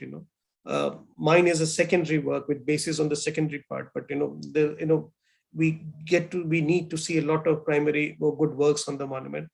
I think it's a very complicated question, that would need to bear into mind two things: the access to the resources, and as they say that one of those problems that India faces is the problem of plenty, and allotting time for resources, how much it comes on the agenda of the various governments, the state governments, whether it's in our state archaeological department or ASI ones. The ASI ones are slightly better protected, and some of the state ones are better, are slightly better shape. But as you move away from very visible centers, one does not see the same amount of protection that the heritage sites have got. There are, and if you move, and one of the interesting bits, one of the thought process that was coming to my mind, Ishan, was that and I deliberately chose these 6 World Heritage sites, and for this chapter, and the talking that I was doing to myself was, if these 6 World Heritage sites have some very distinct features, they are top revenue earners, they are most visited sites, they attract lots of tourist traffic, and they are relatively more better research sites. So if this is the thing in the most visible and the better research sites, what happens to the other ones which fall outside that frame? So I was trying to, get at a top-down approach, saying that this is an example of the better sites. There's so much gaps around that, and how do you look at the other sites, which are, where, we do not, occupy the same level of attention, and they do not happen to be on a radar in such a close way. That will, I think, those things would require a lot of local initiative as well, and I think, it connects well with this idea of heritage walks, and other things, that you try to do to, promote awareness about the monuments, and two or three things that I advertise, that how you bring them back in the local and cultural map. Once you do that, the administration is also ready to take credit and give you help. But the idea of creating awareness around that site, featuring into the local and and the local ecosystems, and giving them visibility, is in creating awareness about them, writing about them, is one of those ways of creating noise about that site, and how it gradually starts attending. Once you create some noise, one starts appearing into some places, even the administration starts getting alert, so those things, start coming into place. So I think, that is the way to go about, trying to create in whether ways, whether it is through films or documentaries, or even, some I do not know, social media posts appear negative, but I think there are some good quality social media posts there, trying to create awareness, making use of this digital media and the social, or perhaps writing short capsules, or, or information capsules, which attract the younger audience more, So create awareness through a variety of means. And once you give some sense of visibility, the other part starts falling in quickly. Regarding this part about independent researcher, it's a very challenging part of it, because uh, I think it gives me I never mix it. I keep my profession and my the personal part completely. It gives me a freedom to do that. So I write purely in my capacity as an independent researcher. I used to be at one point of time, associated with colleges in Delhi University, and then my designations or my affiliations or my write-ups in the blogs would be different.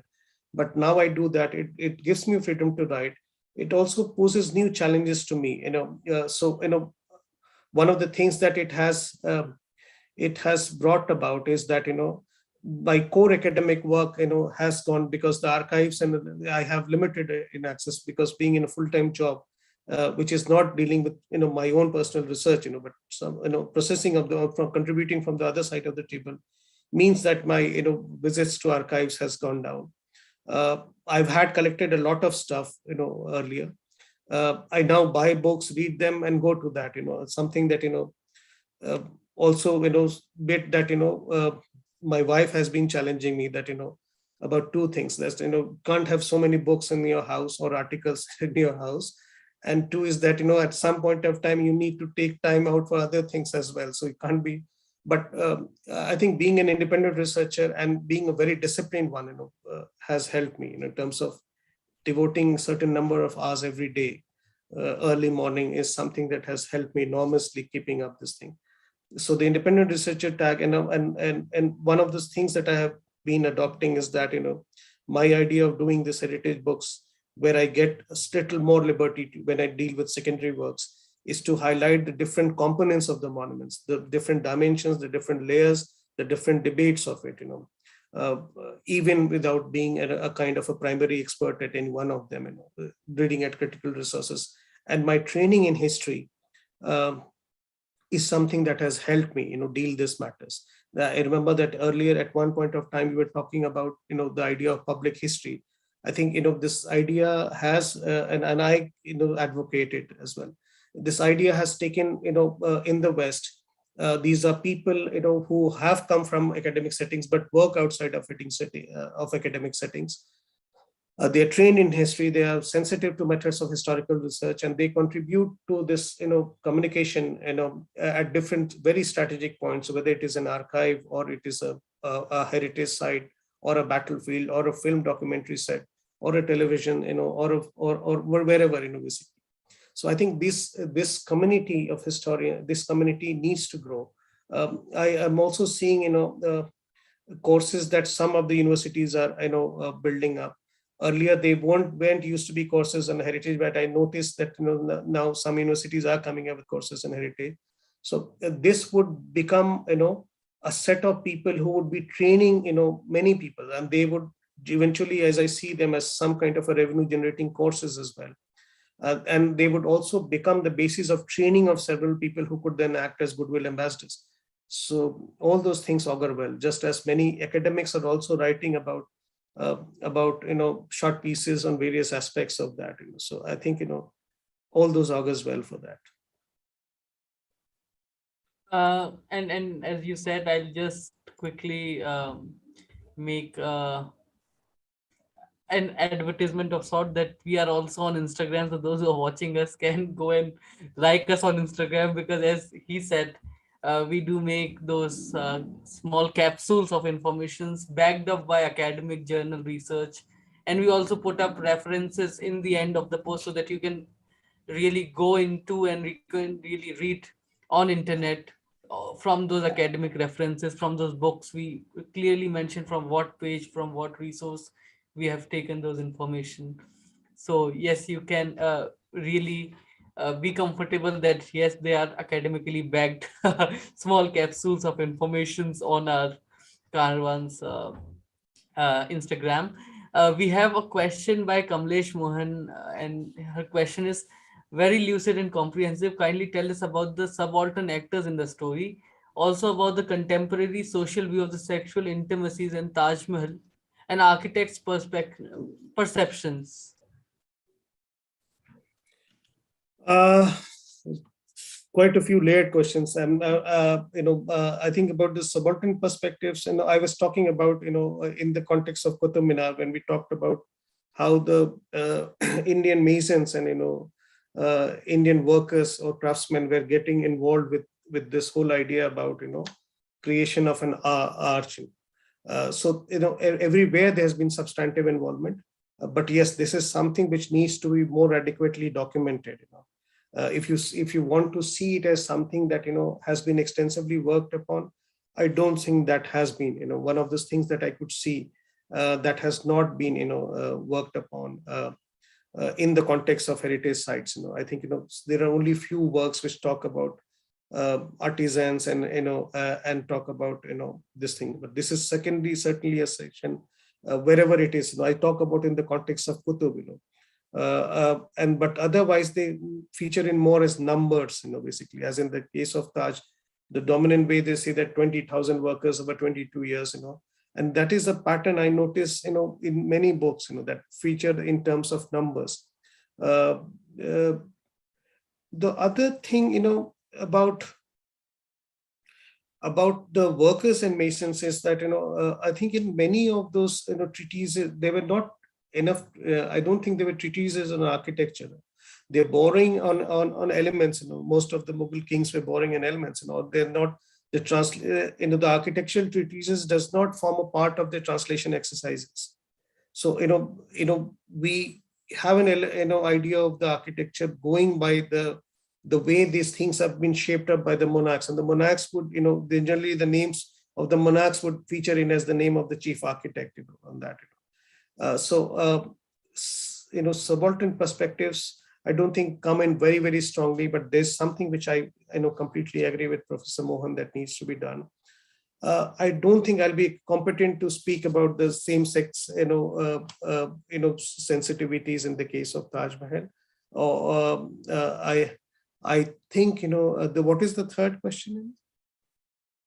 About the architect's perception. I Or think yeah. that is a thing that I have kind of, answered in some of those things, and about, there is a section in the book, which talks about, architects, or the absence of the architects, basically, and how it merged with the thinking of the patrons, and how patrons were thinking and how they were advising. But in general, as I said, in some of those, things, for instance, in Taj Mahal, not too many architects have been named. So we get references to them, as people who are moving from one place to another. So some of the people who have worked on Taj Mahal have moved on to Red Fort.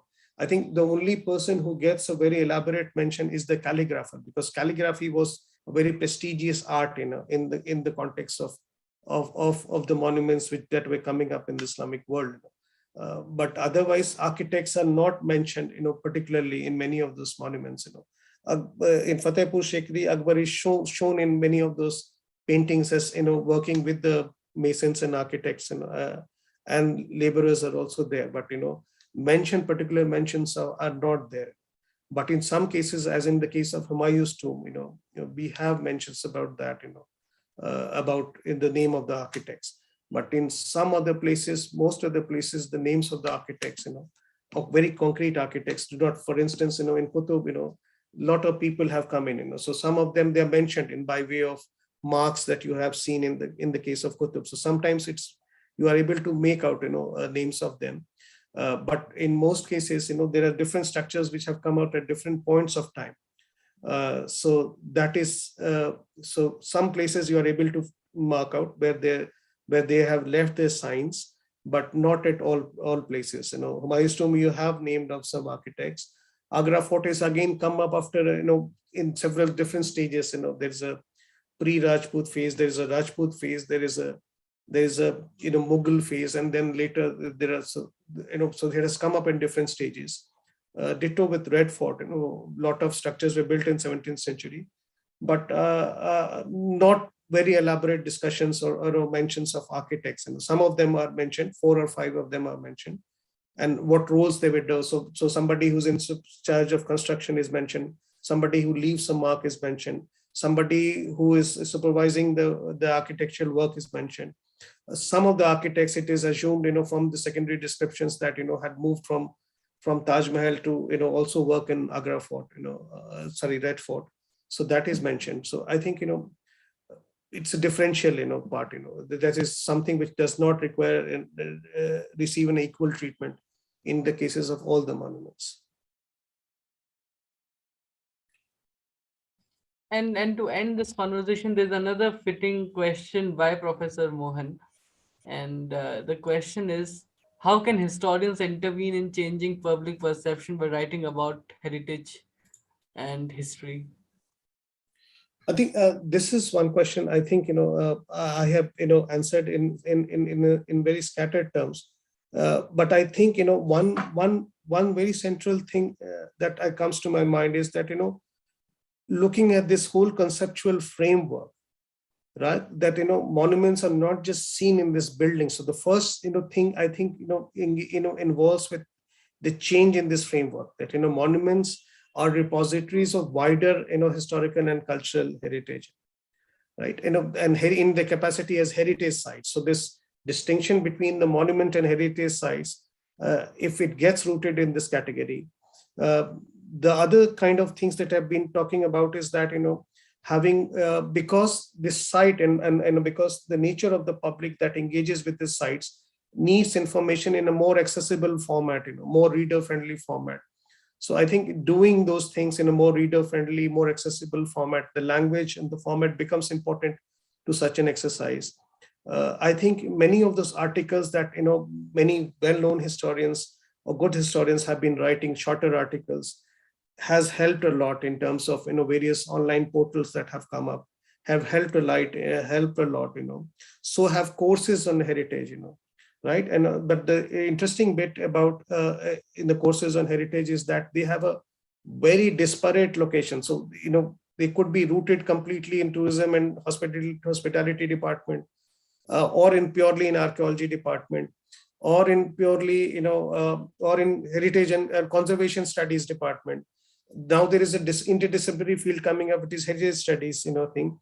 But I feel and I advocate that they need to have a historical rooting too. These interdisciplinary departments could become the basis where, you train students who could then be goodwill ambassadors or intellectual ambassadors, and who could create, a kind of an intellectual ecosystem, creating better knowledge about this thing. The courses on heritage again is something, which will again create, this will be not only be a kind of an, I'm hoping that they would turn out to be revenue generating courses, but they would also create, better quality knowledge networks, as well. And finally, as I say that, something that I've been advocating is that, the whole idea of, instituting public history as a discipline within history or within, is something which I would certainly advocate for, particularly in the context of the times we live in. Thank you so much, Dr. Sinha, for taking out so much time, almost 2 hours, uh, talking about history and talking about heritage. And that's not called the end of the conversation, rather a beginning of a conversation or a series of conversations on heritage, on history, and how to make popular history more popular amongst the masses, not just the academicians and historians, but also between people, and make it the talk of the town of sorts, that they can also sit, as I said, in at a monument, talk about the monument, talk about the how the city came about, how the monument came about, what is the afterlife. And I highly recommend students, academicians, people who are not from the history background, who are non-historians, who have not studied history in details, must get this book. Or even if they have, they must get this book.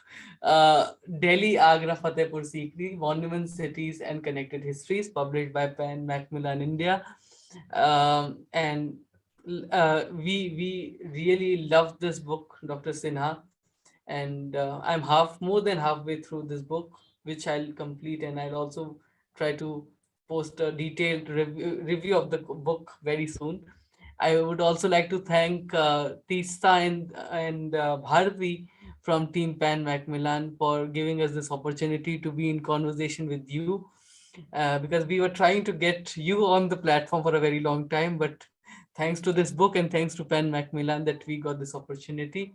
Uh, I hope to have you again very soon with the second book of the series on Buddhism, as you mentioned. And thank you so much, Dr. Sinha. It was truly an amazing experience hosting you. Thank you very much, Ishan. Thank you very much. And Tista, Isha, and Bharti as well for organizing this. And it was very enjoyable to talk, and, to talk to an audience or friends of history, as I say that, it's always a very enjoyable experience. So thank you very much. Thank you so much, sir. And for those who are watching us, we have another session coming up on 23rd in conversation with Rana Safi on her recent book, A Tale, a Folk Tale, and Other Stories, Lesser Monuments of India. So, yes, another conversation, as I said, the beginning of a series of conversations of monuments. So that will be the second in this conversation of conversations around monuments. So do join us and do ask questions, because asking the question is the bedrock of all developments of all sorts. So we really uh, force you to ask questions, because that is the bedrock of all democracies in the world. With that thought, I leave you today. We'll meet again on 23rd on our YouTube channel, and we'll have a great conversation on monuments.